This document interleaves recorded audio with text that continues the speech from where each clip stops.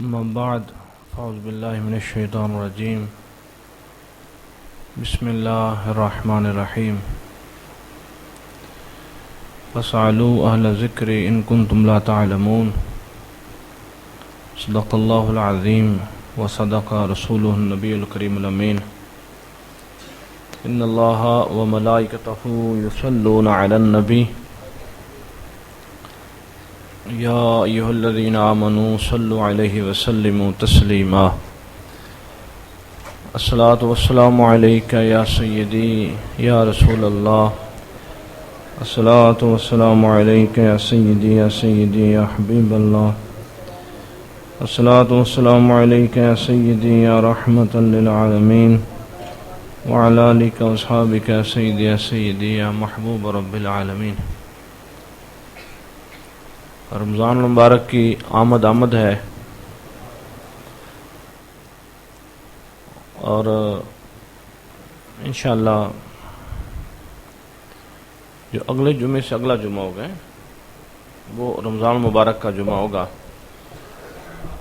اللہ پاک اس مہمان کو صحیح معنوں سے راضی کرنے کے اللہ توفیق عطا فرمائے. رمضان المبارک ایک ایسا مہینہ ہے کہ اللہ فرماتے ہیں کہ روزہ میرے لیے ہے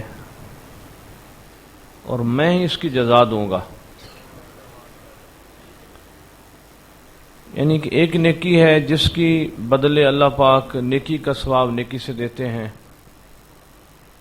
ایک نیکی ہے جس کے بدلے اللہ پاک 10 نیکیوں کا ثواب دیتے ہیں.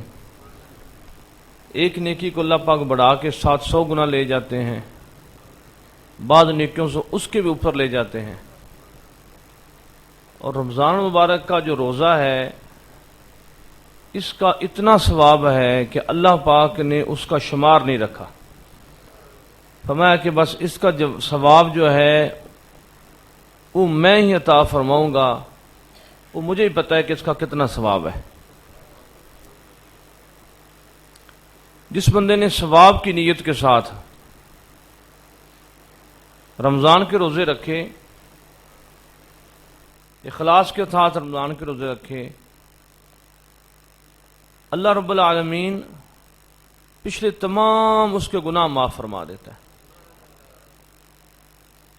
بعض بزرگ فرماتے ہیں کہ یہ گناہ صغیرہ گناہ ہے, کبیرہ گناہ نہیں ہے.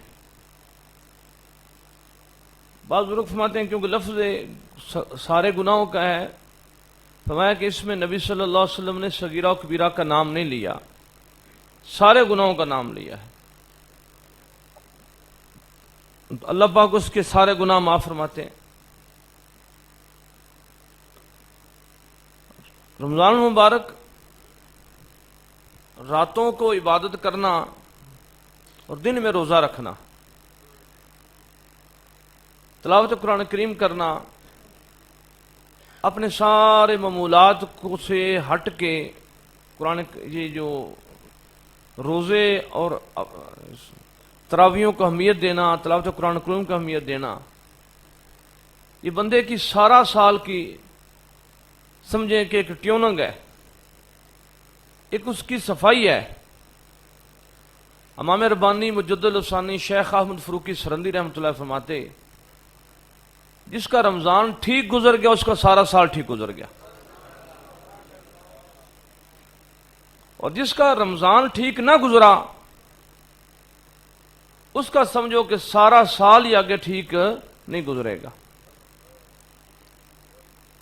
رمضان المبارک میں ہمارے جو بزرگ تھے, گاؤں کے جو لوگ رہنے والے تھے, انہیں حقہ بڑا پیارا ہوتا,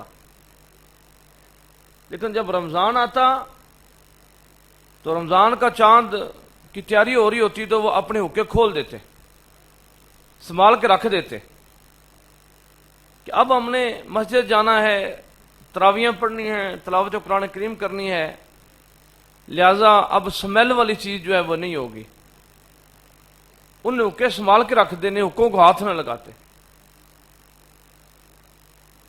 اور اتنا زیادہ اس معاملے میں احتیاط ہوتی کہ جو چھوٹے بچے ہوتے مائیں ان کو بھی عام یہ کوئی فقہ کی بات نہیں ہے، یہ علاقائی بات ہے کہ ہماری جو بزرگ تھیں، مائیں تھیں ہماری، وہ اپنے بچوں کی تربیت ایسی کرتی کہ پتر تو اگر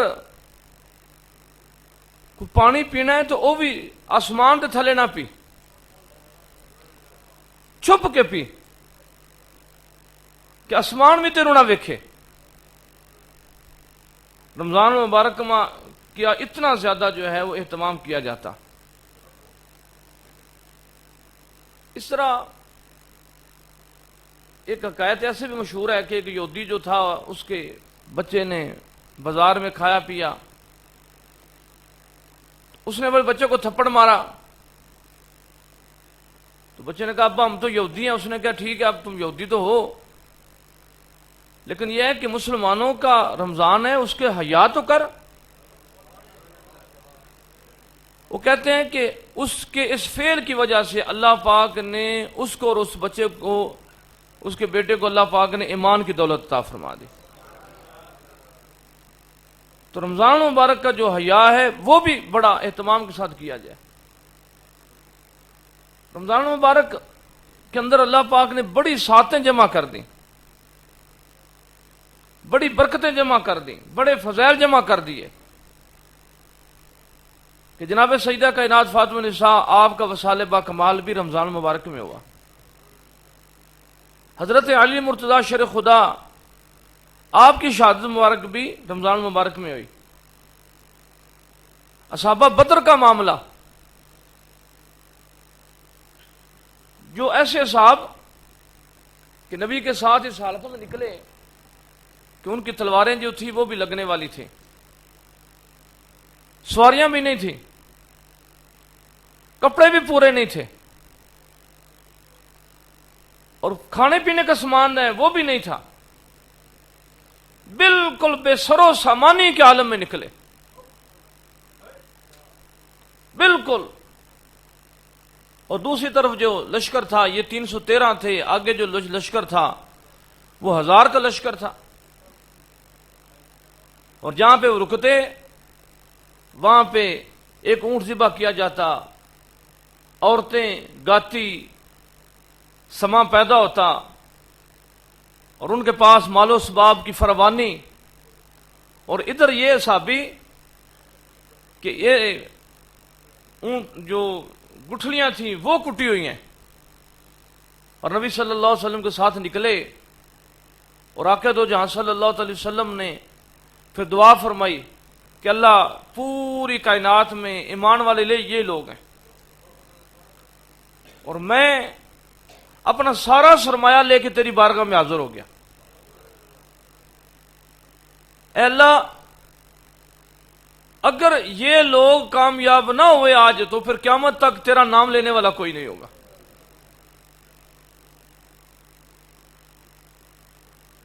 نبی صلی اللہ علیہ وسلم کے اس جو فرمان ہے اس میں بھی ختم نبوت ہے، کہ یہ نہیں ہے کہ پیچھے سے کوئی نبی آئے گا، نبی آخری نبی ہیں۔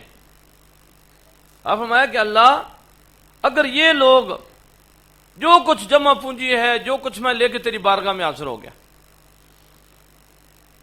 اور پھر نبی صلی اللہ علیہ وسلم کی دعاؤں کی برکت سے اللہ پاک نے مسلمانوں کو فتح عطا فرمائی۔ بڑے بڑے جو سردار تھے وہ قتل ہو گئے، رسوا ہو گئے، ذلیل ہو گئے، اور اللہ پاک نے مسلمانوں کو کامیابیاں عطا فرمائیں۔ یہ جو 313 صحابہ تھے یہ بھی رمضان مبارک میں ہوا۔ قرآن کریم کا نزول مبارک یہ بھی رمضان مبارک میں ہوا۔ لیلۃ القدر شریف یہ بھی رمضان مبارک میں آئی۔ تو رمضان مبارک جو ہے وہ ایک، اور پھر رمضان مبارک جو ہے وہ بذات خود ایک بہت بڑی نعمت ہے، اللہ کے فضلوں سے بہت بڑا فضل ہے، بہت بڑا احسان ہے۔ تو رمضان مبارک کی جو تجتے ہیں، اشراق ہے، چاشت ہے، اوابین ہے، تلاوت قرآن کریم ہے، اس پہ بندہ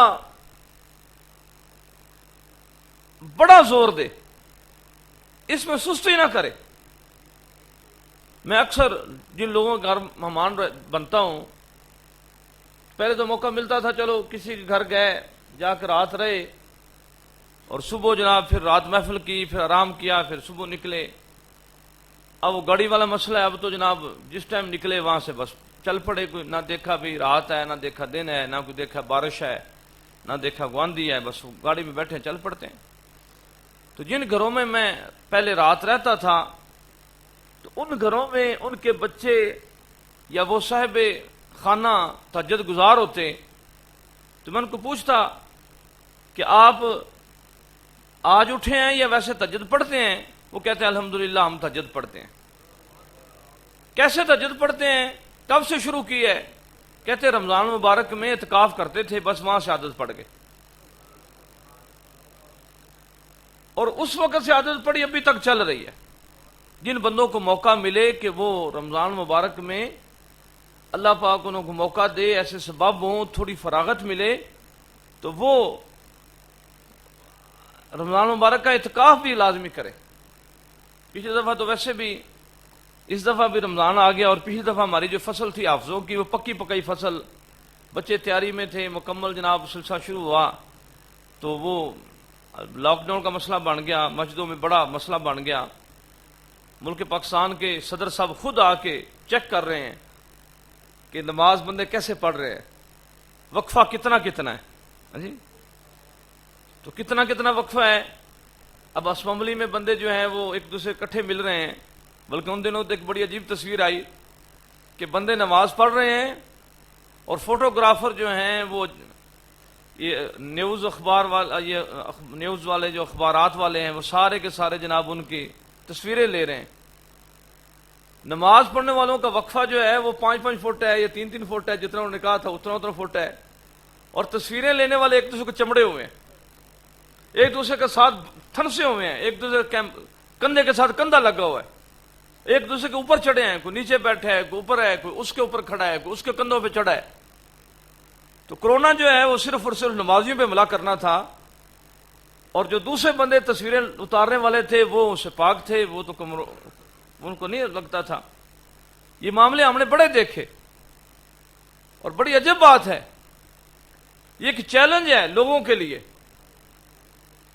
یہ لوگوں کے لیے چیلنج ہے، کمیونسٹوں کے لیے چیلنج ہے، لبرل لوگوں کے لیے چیلنج ہے، کہ کیسا چیلنج کہ آج یہ بڑی حفاظت کے باوجود بھی آپ کرونا کی لپیٹ میں آ رہے ہیں، مرض چمڑ رہا ہے۔ اور ہم نے دیکھا کہ استاد خادم صاحب رضوی رحمۃ اللہ علیہ آپ کا جنازہ ہوا، اور بندہ ایک نہیں تھا، 2 نہیں تھے، 10 نہیں تھے، کروڑوں میں بندے تھے، اور بندے کے ساتھ بندہ چمٹا ہوا تھا، لگا ہوا تھا، اور ان بندوں میں سے کسی کو اب تک ابھی تک کرونا نہیں ہوا۔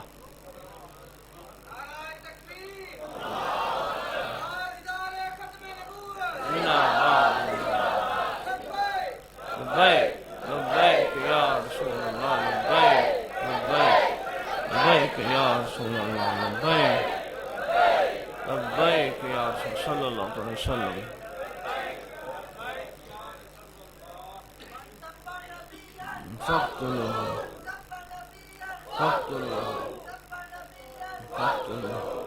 مجھے لگتا ہے یہ جو نعرہ ہے نا منصبہ نبیان، کرونا اتوں ڈردا ہے، کوئی بات ہے اس میں۔ یہ نعرہ تو ہم کرونا کے لیے نہیں لگایا، یہ تو گستاخ رسولوں کے لیے نعرہ ہے، لیکن کرونا کے بھی دل میں ہے بھی اتنے ایک گل نعرہ لگتا ہے اتوں دور رہیے۔ اب کروڑوں بندے جمع ہوئے، اور کروڑوں بندے میں سے کسی ایک بندے کو بھی کرونا نہیں ہوا۔ چلو ویسے ہی ہو جاتا، ویسے بھی کئی لوگ ہمارے پاس آتے ہیں، اب وہ جاننے اللہ بہتر جانتا ہے، وہ کہتے ہیں جناب میرا پرا ہسپتال گیا، انہوں کچھ بھی نہیں سی، کرونا پاجتا نے۔ کئی بندے ملتے ہیں بیچارے، غریب بندے نہیں، بڑے بڑے امیر آدمی۔ ہمارے ایک رانا صاحب ہیں، بہت بڑے ٹھیکیدار ہیں، بڑا ان کا ہلکا باب ہے، بڑا کچھ ہے، وہ بہت بڑے ہاسپٹل میں ان کے بھائی چلا گیا، وہ کہتے ہیں میرا بھائی میرے ساتھ باتیں کر رہا ہے، ڈاکٹر مجھے بتا رہا ہے، اس کو مشینیں لگی ہوئی ہیں، کہتا ہے کہ اس کا جو دماغ ہے وہ اتنے فیصد کام کر رہا ہے، اتنا فیصد ڈیڈ ہو گئے۔ اب پھر بتا رہا ہے کہ باقی آپ کے پاس آدھا گھنٹہ رہ گیا، پھر بتا رہا ہے کہ جناب اگلی آپ کے پاس 20 منٹ رہ گئے ہیں، پھر اس نے کہا بھی اب ہماری مشین بتا رہی ہے کہ باقی 5 منٹ رہ گئے. کہتے ہیں کہ جب بالکل 5 منٹ ہو گئے میرا بھائی فوت ہو گیا. میں باتیں کر رہا ہوں, ان کی مشین جو ہے بتا رہی تھی. کہتے جب بھائی فوت ہو گیا تو انہوں نے میرے بھائی کو کورونا میں ڈال دیا. بہت بڑا ہاسپٹل ہے, پرائیویٹ ہاسپٹل ہے, اس پہ لاکھوں خرچے آتے ہیں. تو میں نے کہا بھی اگر بھائی کو کورونا تھا تو پھر ہمیں بھی ٹیسٹ کروائیں, ہمارا بھی کو کریں. تو یہ کیا کہتے ہیں سمجھ نہیں آئی کیا وجہ. انہوں نے بس ہمارے سارے کہنے کے باوجود, سفارش فاشوں کے باوجود بھائی کو بس انہوں نے کورونا والا سلسلہ کر کے بھیج دیا. ایسے لوگ ہمیں بتاتے ہیں. لیکن یہ بڑا عجب بات ہے کہ جو بندے حج سے ہو کے آئے ہیں, جنہیں پچھلے اجازت ملی, مکہ المکرمہ سے ہو کے آئے ہیں, ان میں سے کسی بندے کو بھی نہ وہ کرونا ہوا ہے نہ یہ کرونا ہوا ہے. ان میں سے ہر بندے محفوظ ہیں. اور جو بندے خادم صاحب رضوی رحمۃ اللہ علیہ کے جنازے سے ہو کے آئے ہیں, ان میں سے کسی بندے کا بھی کرونا ابھی تک ٹیسٹ جو ہے وہ نہیں نکلا. اب اس میں اللہ بہتر جانتا ہے کہ کیا راز ہے. اور پچھلی دفعہ ایسا ہوا کہ کرونا کے معاملے میں جو حافظ تھے بیچارے وہ قرآن نہ سنا سکے, بڑے مسائل پیدا ہو گئے, مسجدیں سیل ہو گئیں. ہمارے پاس بھی آئے, انہوں نے کہا جی آپ ایسے ایسے کریں. ہم نے کہا جی ہم ایسے کرتے ہیں. ان کی مہربانی, انہوں نے ہماری مسجد کو کچھ نہیں کہا. اور اللہ پاک ان کو جزا عطا فرمائے. بہرحال ہمارا سلسلہ جو ہے وہ نماز جو ہے وہ صدر مملکت کی والی نماز نہیں چلتی رہی, نبی صلی اللہ علیہ شریعت والی چلتی رہی ہے. یہ اللہ کے فضلوں میں سے فضل ہے الحمدللہ. یہ اگر حکومت والے آ جاتے, ادھر آ کے پولیس کھڑی ہو جاتے, ہم کیا کر سکتے تھے. لیکن اللہ کا فضل سے ہمارا سلسلہ چلتا رہا. تو پچھلی دفعہ کئی مسائل بنے, لیکن یہ جو مسئلہ ہے, یہ جو رمضان المبارک ہے, اس معاملے میں بندہ ساری چیزوں سے منہ پھیر کے بڑے ہمت کے ساتھ, بڑے لگاؤ کے ساتھ, قرآن کریم جن کے گھروں میں نہیں ہے, اب عمر ان کی تھوڑی زیادہ ہو گئی. میری والدہ ماجدہ اگر کوئی گھر میں مائی آتی تو اس کو فرماتی ہے کہ میں نے قرآن کریم منگایا ہے, اتنی سطروں والا ہے, موٹے لفظ ہے,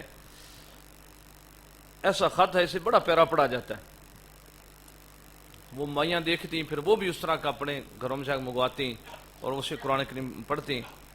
جس بندے کے پاس قرآن کریم ایسا ہے کہ اس کے لفظ باریک چھوٹے ہیں یا حافظ ہیں, وہ 16 آنے والوں میں پڑھتے ہیں, تو اب ان کا وہ گزارا نہیں ہوتا, تو وہ بڑی تختی والے, چھوٹے بچے جو ہیں چھوٹی تختی والے رکھ لیں, بڑے والے بڑی تختی والے لے لیں. اپنے قرآن کریم جو ہیں ان کو تیار رکھیں. نفی سواد والے بندے اپنی تسبیحات کو تیل سے لگائیں, ان کو تیار رکھیں. یہ جو مہینہ ہے عبادت کا مہینہ, اور عبادت اس میں ڈٹ کے کی جائے, جتنی زیادہ عبادت کی جائے, جتنا زیادہ اس کو معمولات بنائے جائے کہ اس ٹائم قرآن کریم پڑھنا ہے, اس ٹائم اس رمضان مبارک میں اور جتنے کام ہیں اس کو پیچھے رکھیں. اس کا بھی ایک ٹائم رکھے کہ جناب اتنے ٹائم سے لے کے اتنے ٹائم تک کام کرنا ہے, اور اس کے بعد ہم نے جو ہے وہ قرآن کریم پڑھنا ہے, فلاں نماز سے لے کے فلاں نماز تک مسجد میں رہنا ہے, یہاں سے لے کے یہ کرنا ہے. اور اگر آپ کو اللہ پاک یہ اپنا فضل فرمائے تو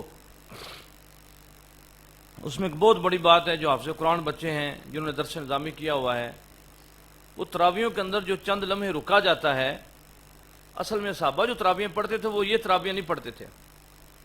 یہ ہمارے یہاں ایک مسجد ہے, بڑی امیر لوگوں کی مسجد ہے, وہاں پہ جو مسجد کے جو ہیں خزانچی صاحب یا انتظامیہ صاحب, وہ حافظ کہتے ہیں کہ 20 تراویحاں نے تے کڑی تو ویکھ کے تے 40 منٹ لگنے چاہیے نے, یہ تو 1 منٹ اتنے لایا تو پھر اساں حافظ بدل لینا ہے, پھر تیری چھٹی.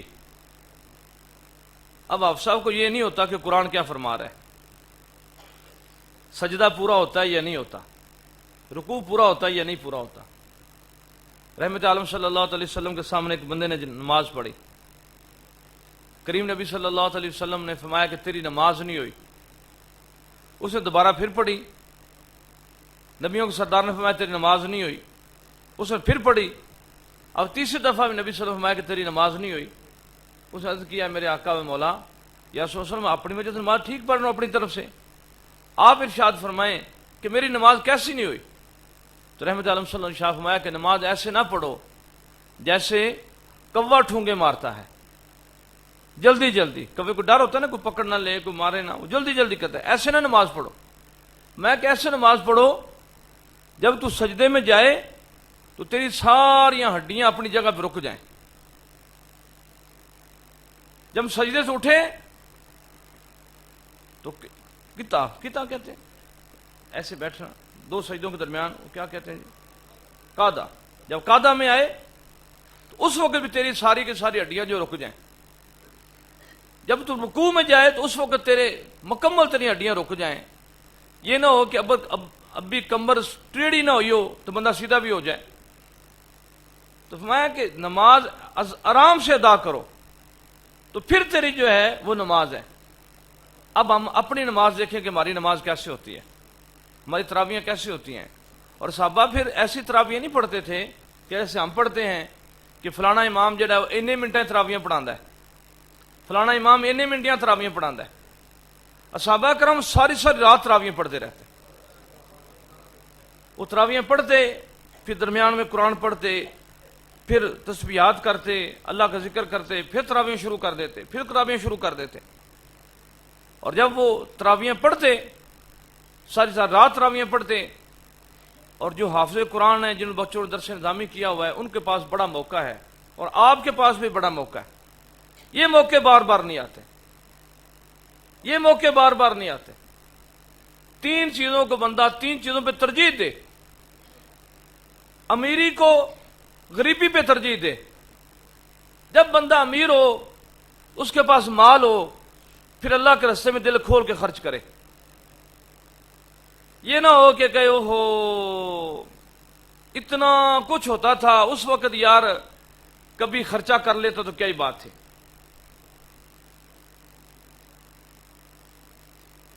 اور جوانی بڑھاپے پہ جوانی کو ترجیح دے.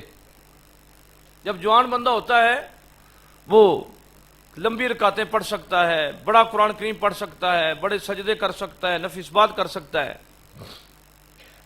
جب گڑرے رہ جائیں تو بندہ کہ ہو اب کبھی پڑھ لیتا تو بڑی بات تھی. اور تیسرا، زندگی کو موت پہ ترجیح دے. جو زندگی ہے اس کو بندہ موت پہ ترجیح دے کہ عبادت اتنی دیر ہے جتنی دیر تک بندہ زندہ ہے، مرنے کے بعد عبادت نہیں ہے. اور یہ جو قرآن کریم ہے تراویحوں کے بعد دو تراویحوں چار تراویحوں کے بعد جو وقفہ ہوتا ہے اس میں تسبیحات ساتھ پڑھنے کے ساتھ ساتھ جو قرآن پڑھا ہے اس کا مفہوم جو ہے کہ قرآن کیا ارشاد فرما رہا ہے اس کا مختصر سا مفہوم کہ اس میں جنت کا ذکر ہے، اس میں دوزخ کا ذکر ہے، اس میں میراث کا ذکر ہے، اس میں نکاح کا ذکر ہے، اس میں زینت کا ذکر ہے، اس میں جہاد کا ذکر ہے، اس میں میاں بیوی کے حقوق کا ذکر ہے، اس میں والدین کے حقوق کا ذکر ہے. تو ایسی چیزیں جو ہیں وہ پڑھی جائیں کہ بندے کو کم سے کم سمجھ آئے کہ قرآن مجھے فرما کیا رہا ہے، قرآن کا مدعا کیا ہے، قرآن کیا کہتا ہے. تو پھر بندہ سنے گا، پھر دنیا میں کبھی بھی اس کو موقع ملے یا کوئی مسئلہ بنے تو وہ اس کے ذہن میں ہوگا یار قرآن نے یہ فرمایا تھا. تو پھر بندے کے لیے بڑی رہنمائی ہے. یہ جو رمضان آ رہا ہے یہ میلے جو ہیں یہ قسمت والے میلے ہیں. ہاں جی، یہ بار بار نہیں آتے زندگی میں. اور یہ اللہ کرے اب ہم میں سے پتہ نہیں کتنے بندے ہیں جنہوں نے رمضان تک نہیں پہنچنا، اور جنہیں جو وہ خزانہ مل جائے، جنہیں پہنچ جائے تو پھر وہ اس سال کوشش بڑی کریں کہ اس کو بڑے اچھے طریقے سے نبھائیں، بڑا زیادہ خیال کریں. میں فقیر پہلے ایسا ہوتا تھا کہ رمضان مبارک میں روزانہ افطاری ہوتی تھی، روزانہ افطاری. تو افطاری پہ جانا، پھر وہاں پہ مغرب پڑھنی، مغرب کے بعد پھر افطاری میں کھانا کھانا، پھر آتے آتے عشاء ہو جانی. ادھر کئی دفعہ میں نماز نہ ملنی، اپنی جماعت کرانی پڑنی، تراویحاں وہ کچھ بچوں کے ساتھ پڑھنی، کچھ بعد میں پڑھنی. تو اب پچھلے سال یا اس سے پچھلے سال صرف ایک دو جو بڑے وہ بندے وہ بھی ایسے کہ جنہوں کو کہا گیا کہ ہم پہنچ جائیں، ورنہ افطاری کرنا چھوڑ دی. مین مقصد یہ ہے کہ بندہ تراویحاں جو ہے وہ صحیح طریقے سے ادا کر سکے. یہ دعوت افطاری بڑی برکت والی چیز ہے، لیکن اس میں بھی کوشش کی جائے کہ جو فرض نہ رہ جائے، واجب نہ رہ جائے، مستحب عمل جو ہے اس کو فقیت دی جائے. بندہ دیکھے کہ ایک بندے کے سامنے دو چیزیں ہیں، ایک میں زیادہ ثواب ہے، بندہ اس کو زیادہ اپنائے، دوسرے کو چھوڑ دے۔ تو رمضان المبارک جو ہے یہ بڑا ہی زیادہ اہتمام کے ساتھ گزاریں۔ ابھی سے اپنے قرآن کریم، اپنے کمرے سیٹ کریں، اپنے مصلے سیٹ کریں، اور یہ بار بار وقت آتے نہیں ہیں، اور جب یہ وقت گزر جائے گا پھر وہ بندہ دیکھتا رہے گا۔ مالک کائنات ہمیں فتنوں سے بچائے، اور ملک پاکستان کی اللہ خیر فرمائے، عالم اسلام کی خیر فرمائے، اور اس رمضان مبارک کو جو پچھلے رمضانوں میں جو کسریں رہ گئی ہیں اللہ میں نکالنے کی توفیق عطا فرمائے۔ جزاکم اللہ فی الدارین، جزاکم اللہ احسن الجزا۔